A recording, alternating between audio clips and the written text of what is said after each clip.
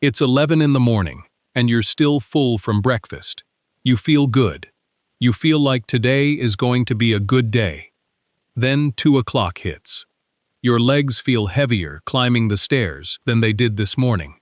The couch seems to have gained 20 pounds since breakfast. You sit down for just a minute, and for a second, standing back up feels less like standing up and more like a small negotiation with your own knees. Does that sound familiar? If it does, stay with me, because what I'm about to show you might be the simplest fix you've heard all year. You tell yourself it's just a slow day. Maybe you didn't sleep enough. Maybe you're just getting older, and this is what getting older feels like now. Maybe you've even started planning around it without really noticing. You put the errands in the morning because you know the afternoon version of you moves slower. You take the elevator instead of the stairs after lunch, not because you decided to, but because by then, the stairs just feel like more of a project than they used to. None of that feels like a health problem. It just feels like your new normal. But here's what's actually happening in your legs right now, today, and I promise you, it has almost nothing to do with your age and everything to do with what's sitting on your plate at lunch. In the next few minutes, I'm going to show you one lunch food. It's sitting in a plastic container at the deli counter of pretty much any big grocery store in the country, right now, today. And eating just a small piece of it, at the right time, can change how your legs feel by 3 o'clock this afternoon. I'm also going to show you why the lunch you probably think of as the healthy choice, the sandwich, the bowl of soup, the salad, might actually be working against your own leg muscles, quietly, every single day, without you ever noticing it happening. And I'll walk you through the 3 most common lunches I see people make, the ones that feel completely responsible, completely harmless, and are secretly starving your leg muscles anyway. Plus a simple 4-step plan you can do before 2 o'clock, today. No pills, no powders, no cooking. No gym membership required. Stick with me to the end. This one is worth your full attention. Let's talk about what's actually going on inside your legs. And I promise, I'm going to keep this simple. No lab coat talk. No long words. Just the plain version. Think of your muscle like it has a light switch inside it. Not a dimmer that slowly fades up and down. A switch, off or on. When you eat a good breakfast with some real protein in it, whatever that's been for you, eggs, cottage cheese, anything with some substance to it, that switch flips on. Your body says, okay, we've got building material, let's do some repair work on the muscle today. That's a good thing. That's exactly what you want happening in there. But here's the part almost nobody tells people. That switch does not stay on all day. It flips on. It does its job for a few hours, and then it flips back off on its own. And once it's off, your body needs another solid, decent-sized push of protein to flip it back on again. A few crumbs here and there throughout the day won't do it. It needs a real amount, all at once, to trigger that flip. Now here's where lunch comes into the picture. If 7 or 8 hours go by after breakfast with basically no real protein in the mix, and for a lot of folks, that's exactly what a light lunch looks like. Your body doesn't just sit there patiently and wait for dinner. It keeps your blood chemistry steady by pulling amino acids from somewhere else in your own body. And one of the biggest, most available sources of those amino acids? Your own leg muscles, the thighs, the calves, the exact muscles you rely on every single day to get up out of a chair, climb a flight of stairs, or catch your balance if you stumble on the sidewalk. So in a very real, very ordinary way, if breakfast turned that switch on, and lunch never turns it back on again, you are quietly undoing some of the good work breakfast just did. It's not dramatic. Nothing is going to show up on an X-ray tomorrow morning. But day after day, week after week, month after month, it adds up to exactly the kind of afternoon heaviness and weakness you might already be living with right now. And why the legs specifically, out of everywhere in your body? Simple. Your thighs and calves are some of the largest muscles you own, which makes them the biggest, easiest reserve your body can draw from when it needs amino acids in a hurry. They're also the muscles doing the most physical work every single day, standing up, walking, climbing, balancing. So they're both the first place your body borrows from, and the first place you actually feel it. That's not a coincidence, and it's not bad luck. It's just how the math of your own body works. I also want you to notice something. As we get a little older, that switch tends to get a little stickier than it used to be. It takes a slightly bigger push of protein to flip it on than it did when we were younger, which means the lunches that used to be just enough at 40 may simply not be enough anymore. That's not a flaw in you. That's just biology quietly changing the rules on you without sending you a memo. Now, I want to be really clear about something, because I don't want you thinking I'm about to sell you on turning your kitchen into a gym or promising you something wild. This is not about building bodybuilder muscles.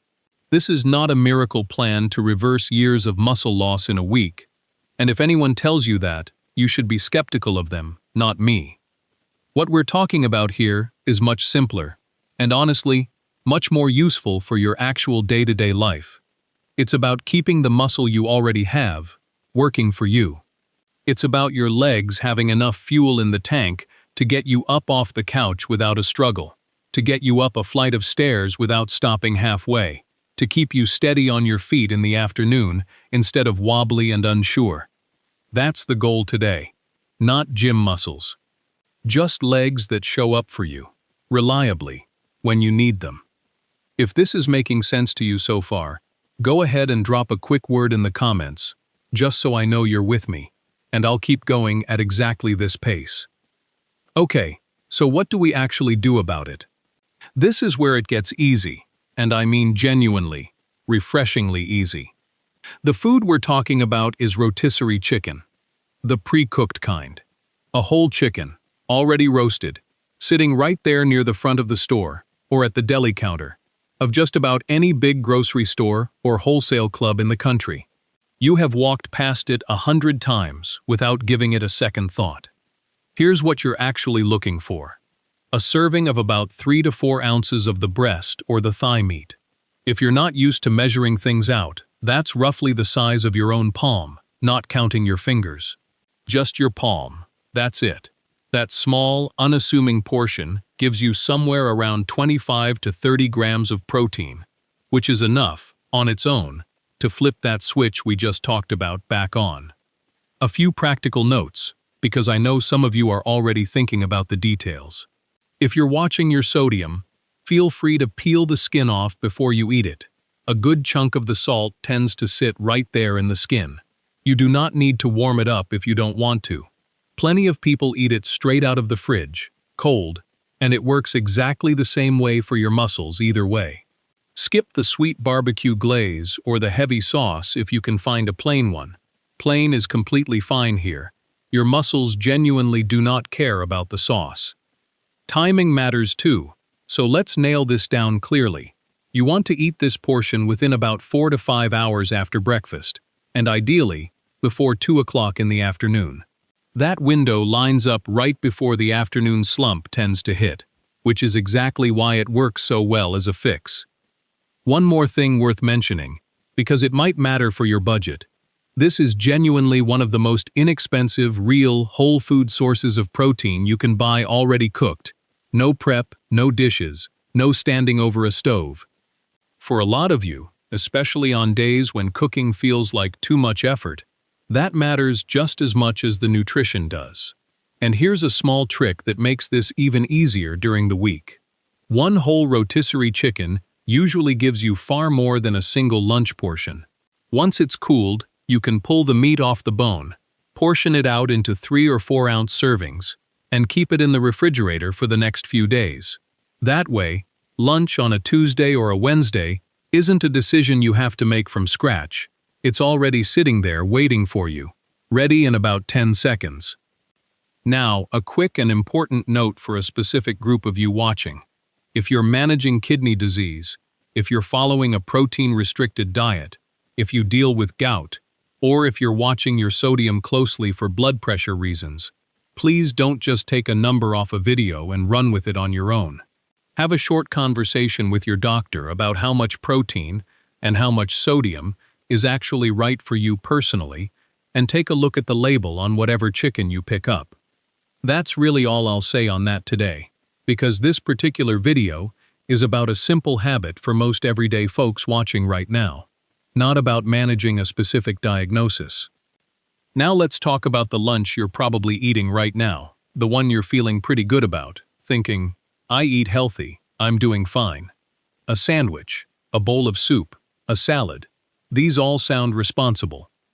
They sound like exactly the picture of a sensible, grown-up lunch. And here's the uncomfortable part. Most of them are doing almost nothing for that muscle switch we've been talking about. Take a sandwich with a couple of thin slices of deli turkey or ham. Once you actually look at what's on that plate, most of it is bread.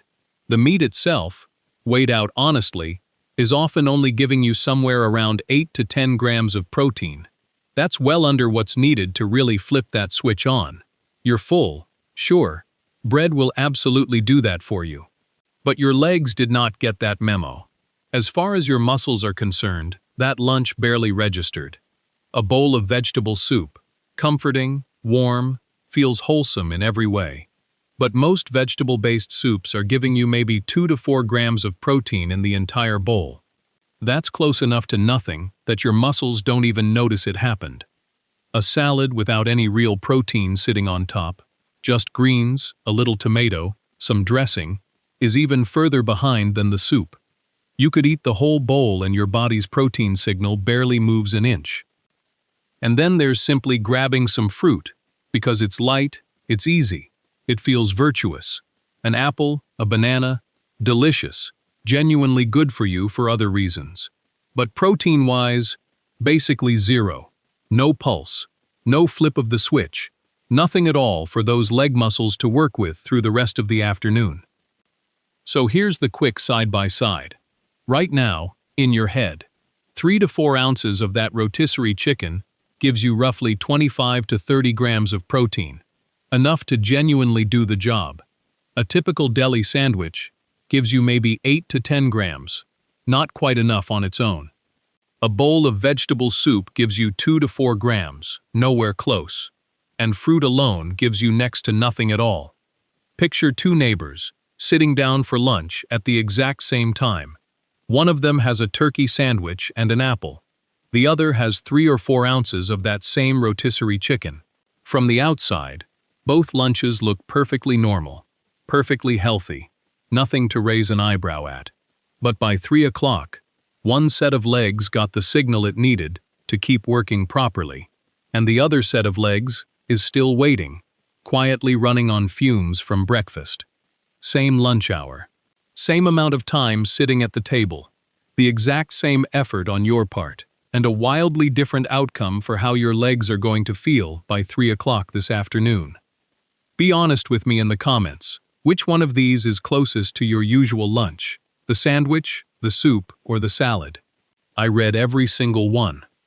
Let's go through the 3 lunches I see people make most often. The ones that feel completely normal, completely harmless, honestly kind of responsible, and are quietly working against you the whole time. Mistake number 1. Just fruit, a sweet yogurt, or a few cookies to hold you over until dinner. This one usually happens because you're genuinely not that hungry after a decent breakfast, or you're trying to eat lighter during the day. And I understand that logic completely. But think back to that light switch we talked about. None of these foods have anywhere close to enough protein to flip it back on. What you're giving your body instead is a quick little sugar rise, followed by a dip, and your legs just keep quietly borrowing from themselves for the rest of the afternoon. If this sounds like your typical lunch, here's the swap for today. Keep the fruit if you enjoy it. That's completely fine as a side, but add that 3 to 4 ounces of chicken right next to it. Same amount of effort on your part, a completely different result for your legs by mid-afternoon. Mistake number 2. The thin deli sandwich, lots of bread, barely any meat. This one feels particularly responsible, because it's not fried, it's not fast food, It looks exactly like a sensible, grown-up lunch choice. But as we just walked through together, the actual protein in a couple of thin deli slices often falls short of what your muscles actually need. You end up full from the bread, while your muscles are still sitting there waiting for their turn that never really comes. Today's fix is simple. Either add that same 3 to 4 ounce portion of chicken on the side, or swap it in as the sandwich filling itself. A real thick portion, not just a couple of thin, see-through slices. Mistake number 3, and this is the one that catches a lot of folks completely off guard. Skipping lunch entirely, because I already had a good breakfast, I'm just not that hungry yet. I understand the thinking behind it. You feel full, so why eat again so soon? But remember, that switch flips back off a few hours after breakfast, no matter how full you still feel sitting at the lunch table. Skipping lunch just means an even longer stretch, sometimes 8, 9, even 10 hours, where your legs are working the whole day without any support at all. By the time dinner finally rolls around, that's a very long day for those muscles to have been running on empty. If this one is you, today's fix isn't a big meal. It doesn't need to be. It's just that small 3 to 4 ounce piece of chicken, even if you're genuinely not that hungry. Think of it less like a full meal, and more like simply flipping a switch back on. Here's the thing about all 3 of these mistakes, and I want you to really hear this part. Not one of them comes from laziness, or from not caring about your health. Every single one of them comes from a completely reasonable, completely understandable decision, made without one small piece of information. Nobody ever sat you down and explained that the switch turns back off after breakfast. Nobody explained that light and healthy aren't automatically the same thing when it comes to your legs. So if you recognize yourself in one of these 3, please don't be hard on yourself about it. You were simply missing one piece of the picture, and now you have it. Notice something about all 3 of these mistakes. None of them are about eating badly. Nobody here is grabbing fast food or a plate of something fried. These are the lunches of someone who is genuinely trying to do the right thing. And that's exactly why this particular gap is so easy to miss, year after year, without anyone ever pointing it out. So let's make this dead simple. Here is exactly what to do, today, in 4 steps. Step 1. Get your hands on some pre-cooked rotisserie chicken. If you've already got some sitting in the fridge from a previous meal, wonderful, you're already ahead of the game. If not, it's sitting at the deli counter, or the prepared foods section of pretty much any big grocery store, ready to go. 0 cooking required on your part. Step 2. Cut off a 3 to 4 ounce portion, breast or thigh, whichever you personally prefer. There's no wrong answer here. Remember, that's roughly palm-sized. Pull the skin off if you're watching your sodium. Leave it right on if you're not worried about that. Step 3. Eat that portion sometime within 4 to 5 hours after your breakfast, and try to land it before 2 o'clock this afternoon if you can manage it. You don't need to build a whole production around this. It can be your entire lunch, or simply a side sitting next to whatever else you're already having. Step 4, and this one's a small bonus, not a workout, so don't worry. After you eat, drink a glass of water, and just stand up and walk around the house, slowly, for 3 to 5 minutes. Water a few plants, check the mail, putter around the kitchen, whatever gentle movement naturally fits into your afternoon. That's it. Nothing strenuous at all, just a little bit of light circulation to go along with the protein doing its own job. 4 simple steps. No pills, no powders, no gym membership. Just a piece of chicken you didn't have to cook, and a few unhurried minutes of walking around your own living room. Let me give you a quick picture of what a full day looks like once you put all of this together. Breakfast, you're already having some real protein, whatever that's been working for you lately. That flips the switch on for the very first time today. Lunch, and this is today's whole focus, that 3 to 4 ounce portion of rotisserie chicken, eaten sometime before 2 o'clock. That's your second pulse, your second flip of the switch, arriving right when that afternoon slump usually likes to show up uninvited. Dinner, just keep it reasonable. You don't need a giant steak or a big protein shake right before bed to try and make up for anything. That's really its own separate topic for another day. Nighttime is more about circulation than about loading up on protein right before you go to sleep. For tonight, a normal, sensible dinner is genuinely all you need. Breakfast starts the switch. Lunch flips it back on. Dinner just keeps things steady until tomorrow. That's the whole rhythm. Morning, afternoon, evening. And honestly, it's simpler than most people expect once you actually see it laid out like this. None of these 3 meals needs to be complicated, or expensive, or take up more than a few minutes of your day. You're not adding a project to your schedule.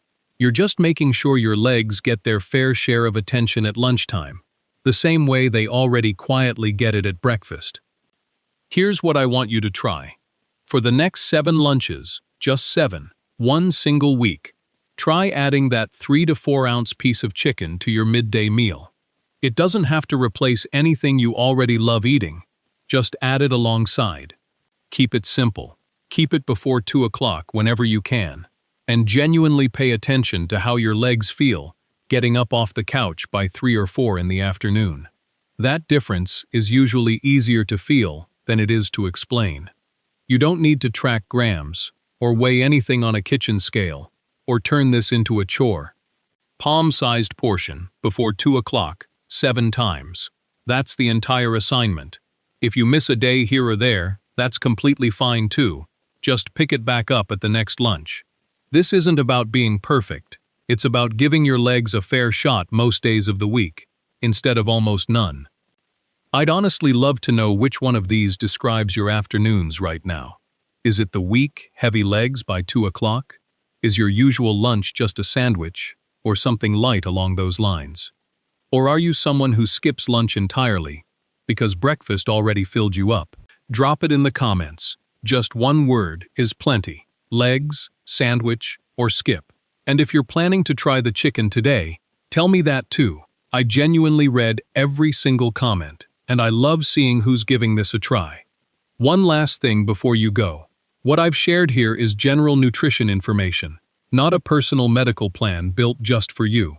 If you're managing a kidney condition, following a protein-restricted diet, dealing with gout, or watching your sodium closely for blood pressure reasons, please talk with your doctor about the right protein and sodium amounts for your specific situation. And take a look at the label on whatever chicken you pick up.